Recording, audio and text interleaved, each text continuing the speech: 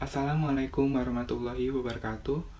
Perkenalkan, nama saya Andika Madani. Saya dari kelas 11 IPA 3 ingin menjelaskan kronologi proklamasi kemerdekaan Indonesia 1945.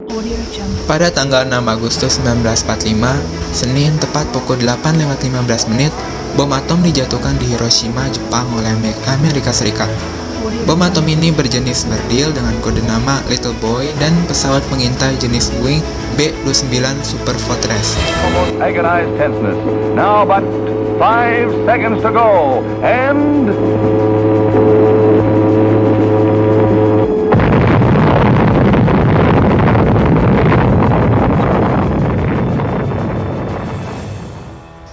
Pada tanggal 7 Agustus 1945, BPUPKI atau Dokuritsu Junbi Chosakai dibubarkan oleh Jepang.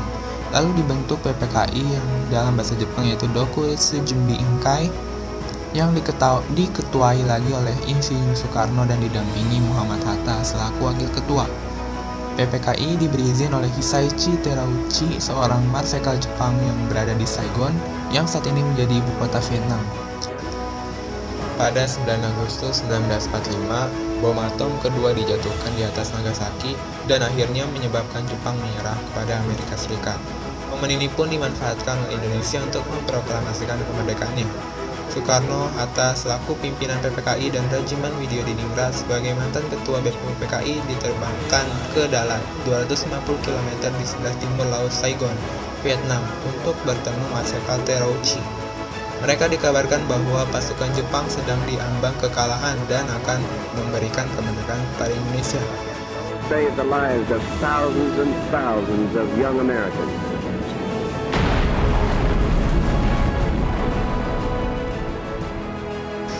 Sementara itu, pada tanggal 10 Agustus 1945, Sultan Syahrir telah mendengar berita lewat radio bahwa Jepang telah menyerah kepada Sekutu.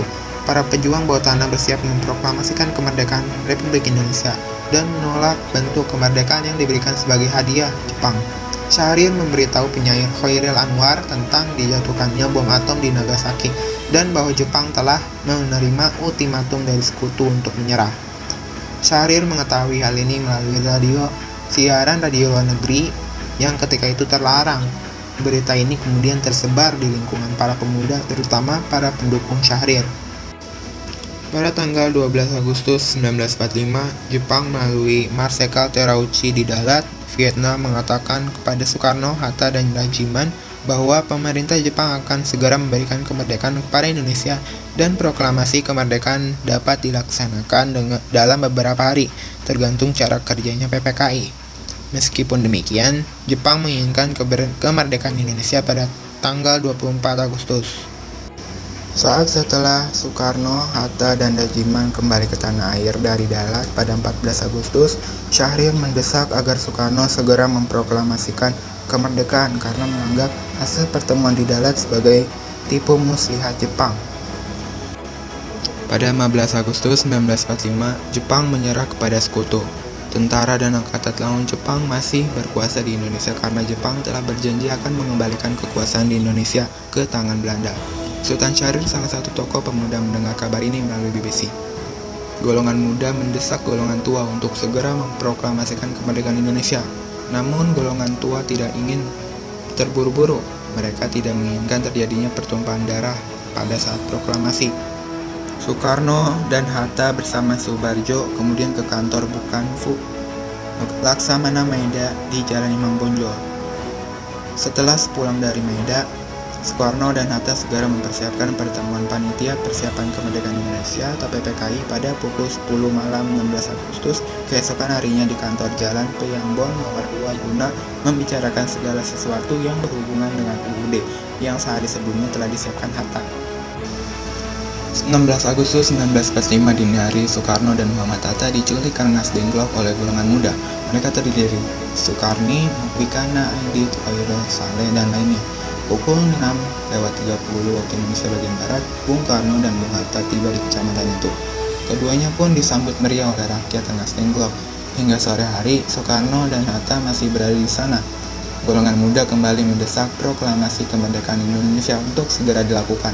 Setelah perundingan usai, Soekarno dan Hatta pun kembali ke Jakarta malam harinya untuk kemudian memproklamasikan kemerdekaan Republik Indonesia pada 17 Agustus 1945. Teks proklamasi ditulis di ruang makan di kediaman Soekarno, Jalan Pegangsaan Timur 56 Jakarta. Pada penyusun teks proklamasi itu adalah Ir Soekarno, Dr. Andes Muhammad Hatta, dan Mr. Ahmad Subarjo. Konsep teks proklamasi ditulis oleh Insinyur Soekarno sendiri. Di ruang depan hadir Sayuti Melik, Soekarni, dan Sudiro. Proklamasi kami bangsa Indonesia dengan ini menyatakan kemerdekaan Indonesia. Hal-hal yang mengenai pemindahan kekuasaan dan lain-lain diselenggarakan dengan cara saksama dan dalam tempo yang sesingkat-singkatnya. Jakarta, 17 Agustus 1945, atas nama bangsa Indonesia, Soekarno, Hatta. Nah, jadi seperti itu kurang lebih kronologinya. Sekian dari saya. Wassalamualaikum warahmatullahi wabarakatuh.